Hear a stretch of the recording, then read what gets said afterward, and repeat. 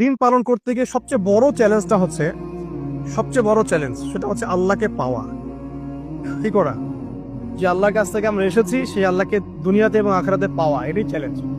আল্লাহকে যে ব্যক্তি পেয়েছে সে দুনিয়ার সব পেয়ে গেছে, আল্লাহকে যে পায় নাই সে আসলে কিছুই পায় নাই, ইহকাল পরকালের কিছুই পায়নি। এখন আমরা আল্লাহকে পাবো কিভাবে, এটা বড় প্রশ্ন না? যে আল্লাহর কাছ থেকে, যে জান্নাত থেকে আমরা পৃথিবীতে চলে আসলাম, সেই জান্নাতে যেতে হলে তো আমাকে আল্লাহকে পেতে হবে।